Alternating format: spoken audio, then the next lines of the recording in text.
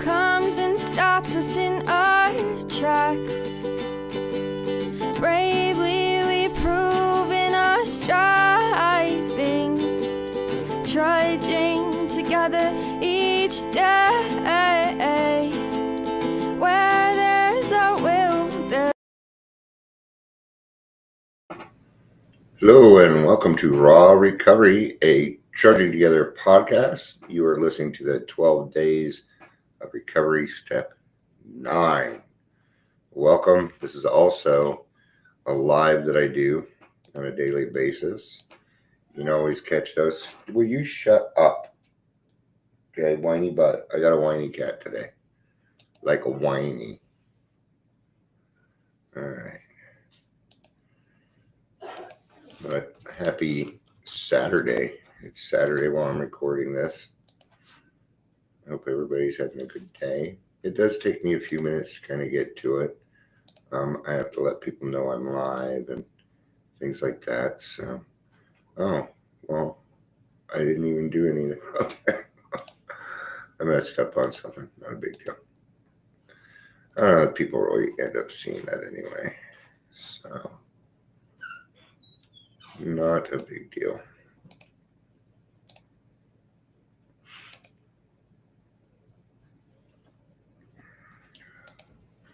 So in step 8, we talked about why we're making amends. And in this one, what we will be discussing is, hold on, let me take care of this cat.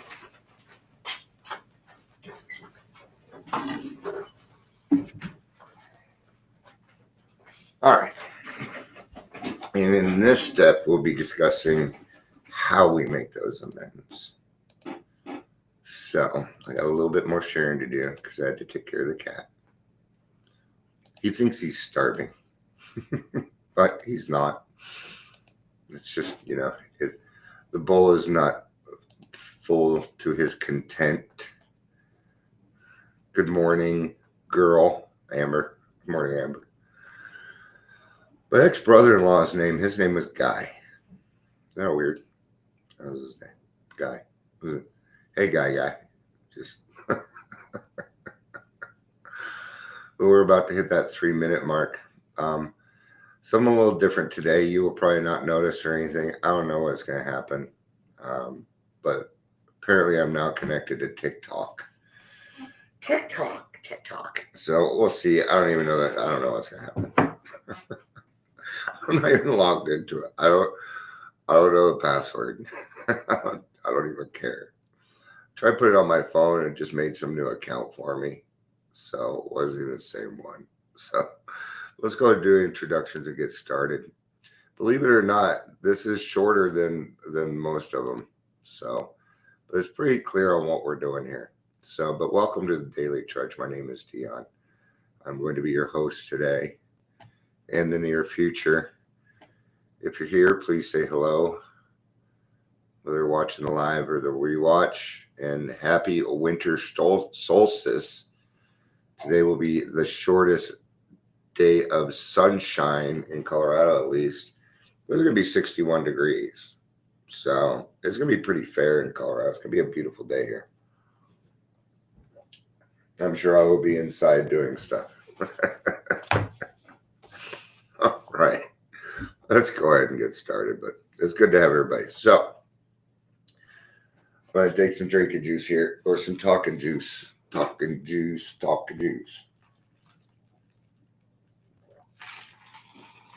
All right, talking juice. Step 9.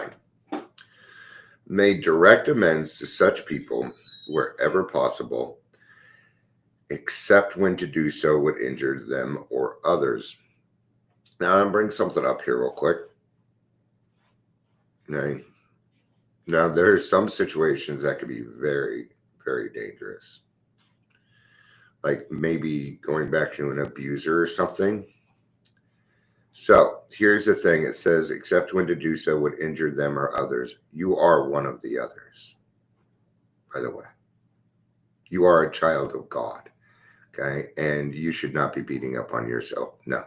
Now, I understand we'll we are willing, okay? But that does not require you to put yourself in dangerous situations. Just that is my thought process on it. Just it kind of is. So let's go ahead and get started. Good judgment, a careful sense of timing, courage, and prudence. These are the qualities we shall need when we take step 9. Okay. And then what is the principle behind this step? The principle behind this step is justice. Okay. We tend to think it's forgiveness, but forgiveness happened in step 5. Okay. Is there a process of forgiveness to create justice? Yes. Is it the forgiveness that is given to you? No. You may not get forgiveness. You don't need forgiveness from another human being. Your higher power does that. Now, are we going to do whatever we can to set these matters straight? Yes, we are. Okay. After we have made a list of people we had harmed, have reflected carefully upon each instance, and have tried to possess ourselves of the right attitude in which to proceed, we shall see that the making of direct amends divides those who we should approach into several classes. There will be those who ought to be dealt with just as soon as we become reasonably confident that we can maintain our sobriety. There will be those to whom we can only make partial restitution, lest complete disclosures to them or others do more harm than good. There will be other cases where action ought to be deferred, and still others in which, by the very nature of the situation, we shall never be able to make direct personal contact at all. So there's several of them, but if we go back and say a careful sense of timing, a good judgment, first of all, okay, a careful sense of timing, courage, and prudence.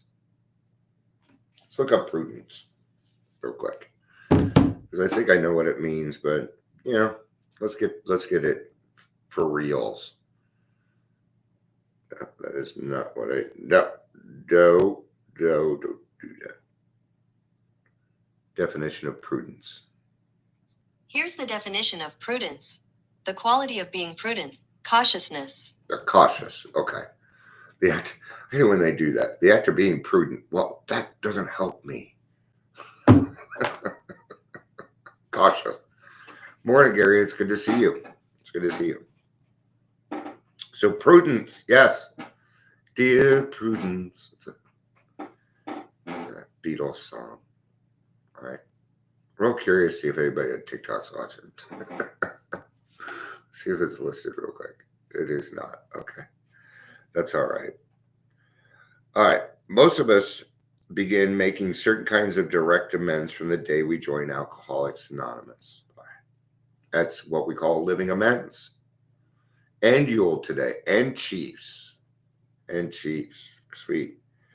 We usually, this is also a podcast, but I got is Mahomes playing? Just let me know. I haven't even looked. I'm just curious. So I hope he's out for the year. When he got hurt, Shay was like, I thought you didn't like it when players got hurt. I'm like, well, unless it's Mahomes. But I don't. I don't like when players get hurt. I appreciate what they do. So anyway. So we're making direct amends from the moment that we walk into Alcoholics Anonymous, and we are willing to go to any length. Let's just call it what it is and put their requirements. We call them suggestions, okay? But really, no, they're requirements. They are. So I'm just wondering if he was hurt. I wasn't looking for your resentment. They should just sit him out to the playoffs. I mean, come on. So anyway, what are we doing? Well, we're doing what's called a living amends, and that means that we're just going to become better people each day. The way my sponsor explained it to me was this: Dion, you're going to go in and you're going to do the things that you weren't doing. Okay, cleaning the house, doing the dishes, get those floors, scrub that house down, man. Take out the trash, clean the gutters, pick up the dog poop. You could do it, Dion. Okay. All right. I'm off the football stuff right now. Because otherwise I'm going to get distracted. So we're making amends, right, on a daily basis. What are we doing? We're just becoming better people each day. The Rose sisters are here. Morning, Angel. It's good to see you. It's good to see you. The moment we tell our families that we are really going to try a program, the process has begun. For me, I didn't say anything anymore because, yes, hi, Ingrid. It's good to see you. That's okay. I'm just barely even into this, Ingrid.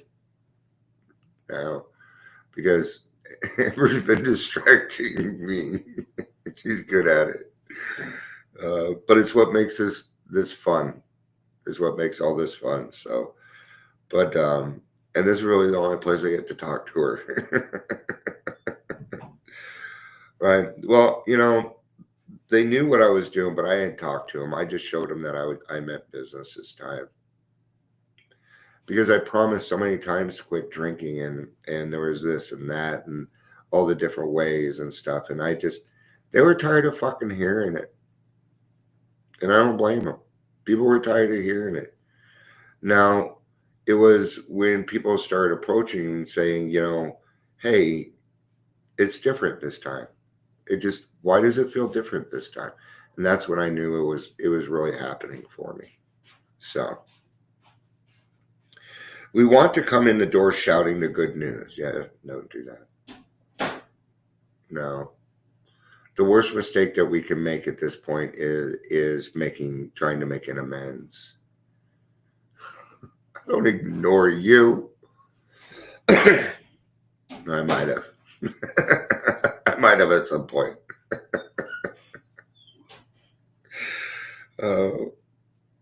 Hey, without you guys, without other people here talking, this is nothing. It's just me talking to a camera. So yeah. So after coming from our first meeting, or perhaps after we have finished reading the book Alcoholics Anonymous, we usually want to sit down with some member of the family and readily admit the damage we have done by our drinking. We got to be careful about this, because how many times did Dion say sorry? I'm sorry. I can't help myself. A lot. No, yeah, I wouldn't do that. Nope. Let's talk about that just a little bit. You're really going to have to cross some boundaries with me to be blocked.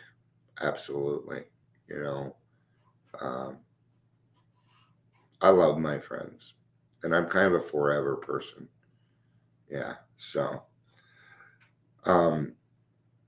and readily admit the damage we have done by our drinking. Almost always we want to go further and admit other defects that have made us hard to live with.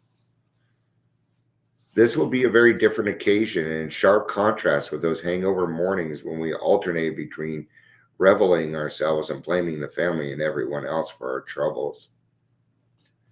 At this first sitting, it is necessary only that we make a general admission of our defects. It may be unwise at this stage, to rehash certain harrowing episodes. Good judgment will suggest that we ought to take our time. While we may be quite willing to reveal the very worst, we must be sure that we cannot buy our own peace of mind at the expense of others. Okay, so let's put it plainly. You'll fuck it up. You don't know what you're doing yet. I didn't know what I was doing yet. Right? I didn't. I had no idea what I was doing. Or are they on at 11? So, what else? Stay away from the particulars. They just start fights. It just starts fights. Not only that, but you're new. You're not even on step 2 yet. And you're over here trying to do step 9. This is the alcoholic. Love you, babe. Have fun. And it's going to take a little bit of time, because this isn't about, again, this is not, what are we doing? Well, we're looking for forgiveness. A forgiveness we have not earned. A forgiveness we have not earned. No, you don't get that until you've done work. until you've done that fourth and fifth step and understand that there were certain qualities, certain character defects, right? So that's why I suggest doing that. If you just want to give a general admission, hey, I know my behavior's been bad. Hey, I'm working on it. I want you to know I found something that I like. I enjoy this place. I feel like I belong. That brings hope. And then go do the damn dishes. The other requirement was this, that I was not to take out the trash and then go to my wife and say, look at what a great job I've done. Because he knew I was going to do that too. Okay. So it's a matter of just becoming a better person every day. That will continue for a lifetime. Okay. Much the same approach will apply at the office or factory.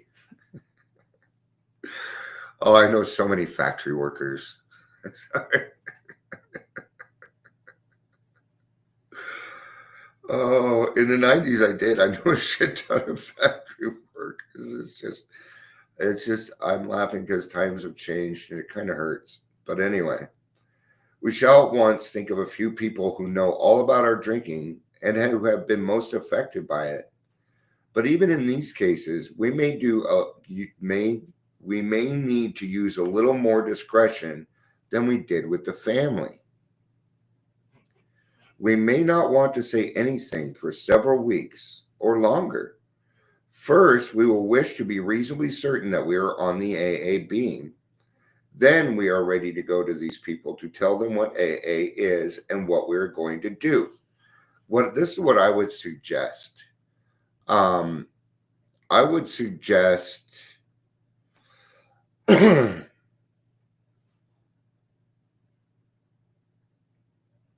let your sponsor help you with that, right?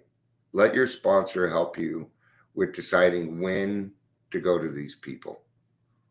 Okay? Then they'll let you know. But try not to make the decision all by yourself. Let's go for some guidance here. So let's go with some guidance here. Against this background, we can freely admit the damage we have done and make our apologies.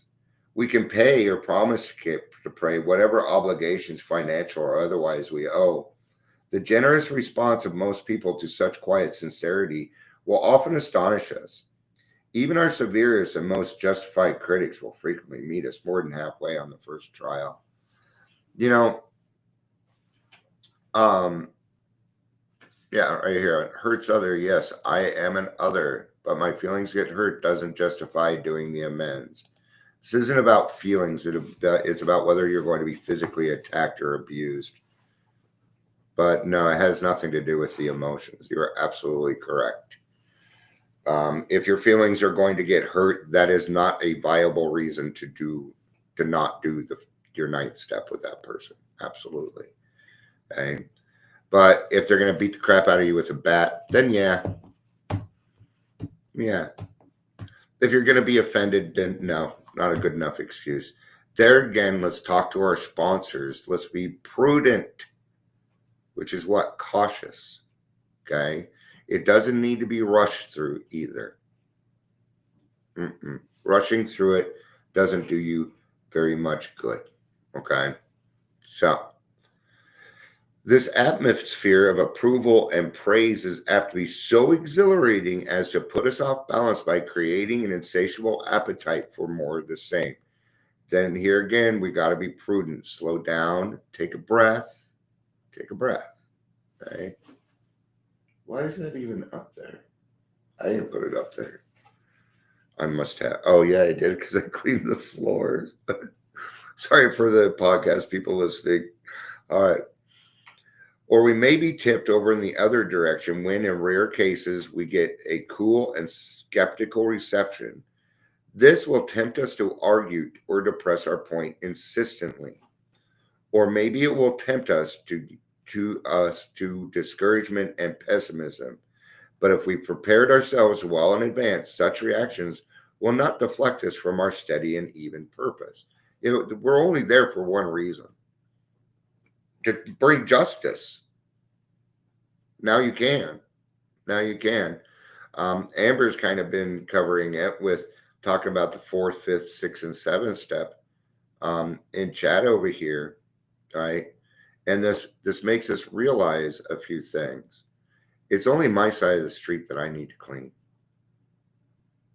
If I'm worried about their side of the street, I best not go do this, because I'm not going to be able to create justice. Justice is, I did this. Okay? Is there anything else I need to do from you, from your ideals, that I need to do that will make this right? It's really all we're going for. What is it? We're telling on ourselves. Telling on yourself is justice. But we go beyond that.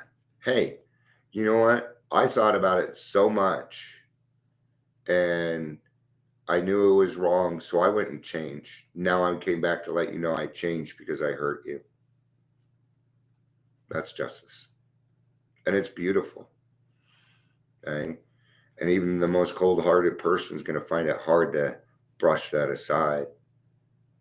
The only type of person that would really brush it aside would be an alcoholic.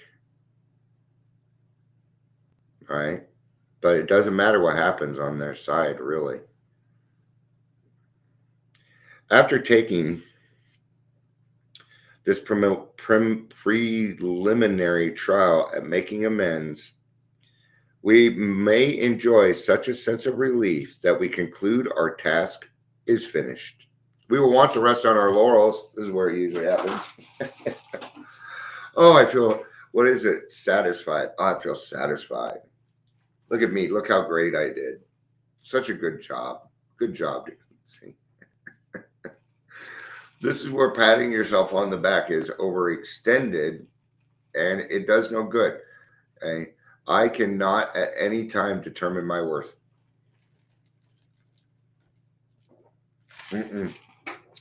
That's to the man upstairs, man, woman, whatever. I don't care.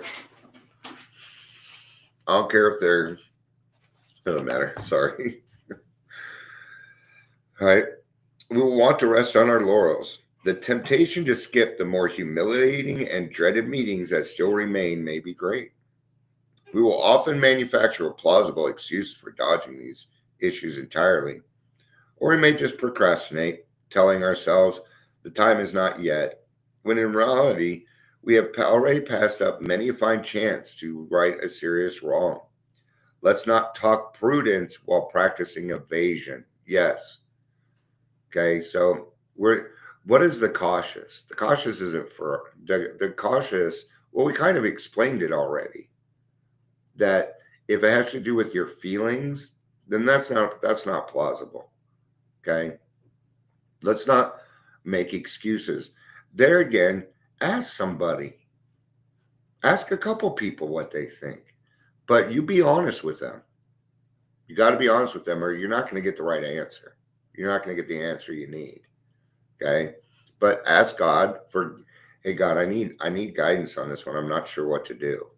We'll talk to your sponsor. Okay, I'll talk to my sponsor, and then you know, we can make some progress there, because it's harder to take a look at your own problem. You need somebody else's view on this, somebody that kind of knows you. Yeah, and your sponsor is usually best, because you told them, or whoever you told your whole story to might be the best person to ask. Whoever you did your 5th step with. Because I'd be like, yeah, I remember you talking about that, and you know, and then you can get, you know, a little bit of direction on it. But going at step 9 alone is kind of silly. Okay, now you get in a rhythm and things like that, but some of these harder ones, yeah. I'll give you a great example, and I may still do it. I'm willing to do it. I know that. I used to work for this company called Electronic Payment Systems. Okay. And the owners there, but I did some things too. I did. I utilized their shipping to move stuff around, my own personal stuff around.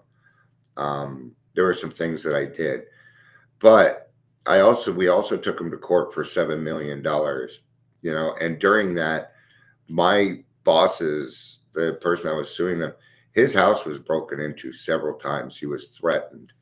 And my sponsor was like, yeah, that's probably not one that you should go do. Okay. It's a scary situation. These people are powerful with a lot of money. And beyond that, they're extremely intelligent, very intelligent, way beyond me. Yeah. They're very good at figuring that. So yeah, that was one. It had nothing to do with feelings. It had to do with the fact that I would probably be injured one way or another. As soon as we begin to feel confident in our new way of life and have begun by our behavior and example to convince those about us that we're indeed changing for the better, it is usually safe to talk in complete frankness with those who have been seriously affected. Yeah, and that's up to you. Good afternoon, Patricia. It's good to see you. As long as we're there to clean our side of the street, and that is our only intention. Now, let's remember birds of a feather flock together. So you may approach some people and they may want what you have. I've seen it happen.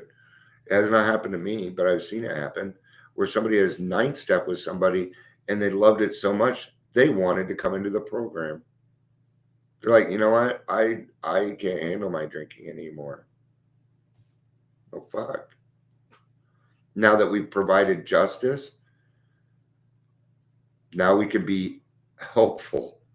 Woo. Yeah, it might happen. Who knows? Who knows what's going to happen? And I think that would be the main thing. Don't have any expectations when it comes to the ninth step. Some of them will suck. They'll be like, yeah, you did, and I'm never going to forgive you for it. Get out. That might happen too. It doesn't matter. You did everything you could. If they are unwilling to forgive, that's not on you. You weren't there for forgiveness. You were there for justice. I'm going to drive that home because every time I hear about the ninth step, people are like, oh, forgiveness. And I'm like, no, it's not.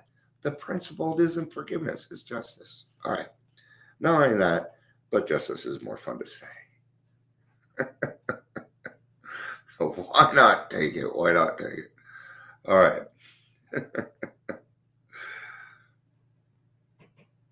All right. Even those who may be only a little or not aware of what we have done to them, the only exceptions we will make will be cases where our disclosures would cause actual harm. There we go. Okay. Now they're talking about the other person. Okay. We're not there to cause more confusion. We are not. And if somebody wants to start getting, when I did mine and people started getting into particulars, I nodded my head. That's all I did. I just sat there and agreed with them. I did not make any excuses. I let them get it off their chest. There we go. That's it. Yes, you are correct. What I will not do is provide any excuses to why I did that. The only thing I will say is you are correct. That's why it changed. That behavior was not acceptable. And that is the position I must be in. No. These conversations can begin in a casual or natural way. But if no such opportunity presents itself, at some point we will want to summon all our courage, head straight for the person concerned, and lay our cards on the table. We needn't wallow in excessive remorse before those we had harmed, but amends at this level should always be forthright and generous. Now, there again, it does not matter what the other side is. See, we're all happy if they're happy, but when they're mad, then we have, so no, it does not matter. Happy, sad, the emotions don't matter. For them, it does. That way, maybe they can go home and say, hey, you remember so-and-so? Yeah, they stopped by today. and they're sober and they wanted to make amends and they're doing really well. And it's usually how it happens. You'll find most people are pretty receptive because they don't want confrontation either. Okay? There can be only one consideration which should qualify our desire for complete disclosure of the damage we have done. Okay, again, the particulars. Oh, you remember I did this and I did that and that and that and that and that. You opening up new trauma for them much? No. Mm-mm. All right. You remember that time I cheated on you? You remember that? Yeah. Well, I'm sorry. Dude, not even close, is it? No, it's not. All right. That will arise in the occasional situation where to make a full revelation would seriously harm the one to whom we are making amends, or quite as important, other people. We cannot, for example, unload a detailed account of extramarital venturing upon the shoulders of our unsuspecting wife or husband. And even in those cases where such a matter must be discussed, let's try to avoid harming third parties, whoever they may be. It does not lighten our burden when we recklessly make the crosses of others heavier. All right. You take that as you need to.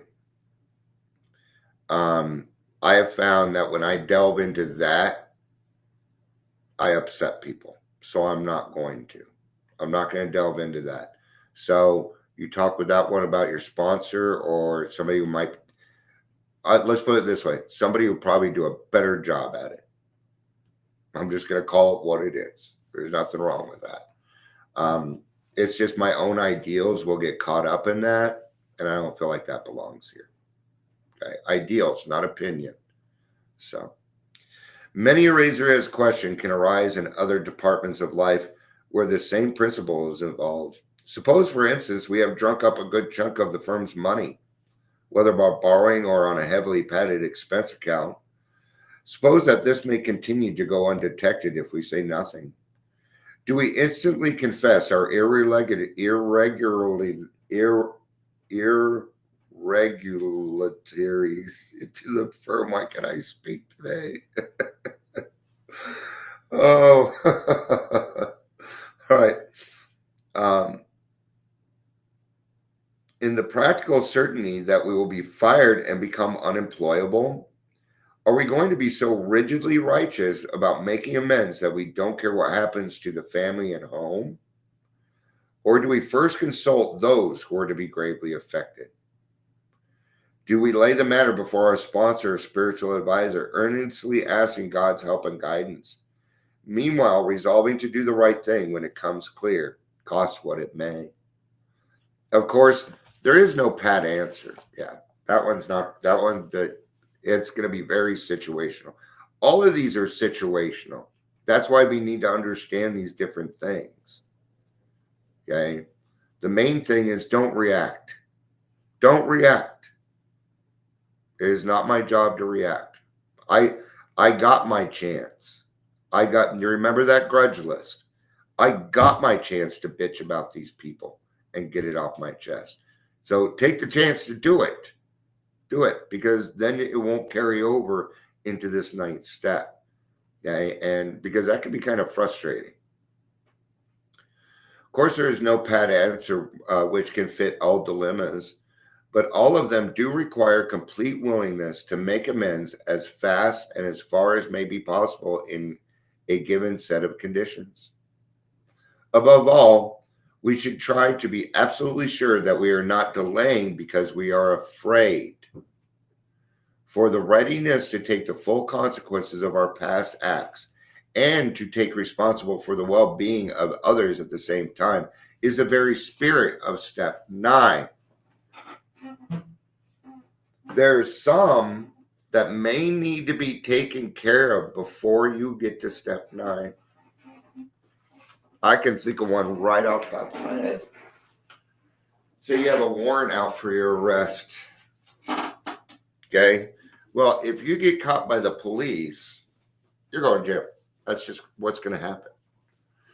But we can also be proactive with some of these things, because what do you want to do? Drive around for months till you get to your ninth step so you can go take care of that.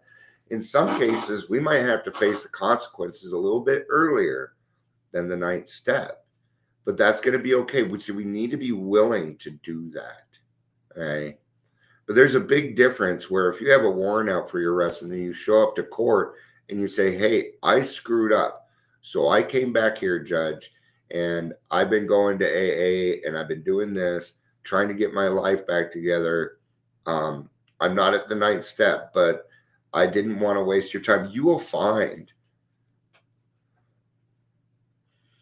depending on the situation, but I've seen judges let people go on a lot of stuff because they walked in and they were willing to accept the consequences. And that's all it took. It's all it took. So, all right. Thank you, everybody, for being here. I ended before the game was coming on, so we can go watch it if you want. So, I'm not even quite awake yet. Thank you, everybody, for being here. I appreciate it. I love you. There's been step 999. I love you. Peace out and have a day. Bye-bye.